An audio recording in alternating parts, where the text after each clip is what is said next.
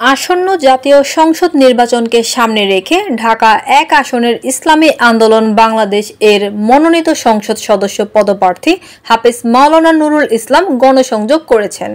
শুক্রবার সকাল থেকে দিনব্যাপী দুহারের মৈনটঘাট, কার্তিকপুর বাজার ও বাংলাবাজার এলাকায় এ গণসংযোগ করা হয়।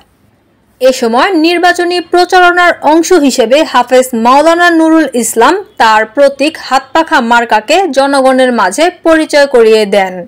তিনি সবার সাথে কুশল বিনিময় করেন এবং জনগণের নানা ধরনের সমস্যার কথা শুনেন ও সমাধানের আশ্বাস দেন।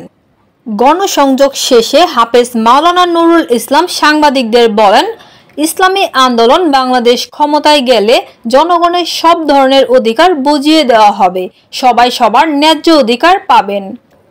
তিনি আরও বলেন, ইসলামী আন্দোলন বাংলাদেশ ক্ষমতায় গেলে ইসলামী সমাজ ব্যবস্থা প্রতিষ্ঠা করা হবে, যেখানে গরিব ধনী কোনো ভেদাভেদ থাকবে না। এ সময় উপস্থিত ছিলেন ইসলামী আন্দোলন বাংলাদেশ দুহার থানা শাখা ও মাহমুদপুর ইউনিয়ন শাখার নেতৃবৃন্দ।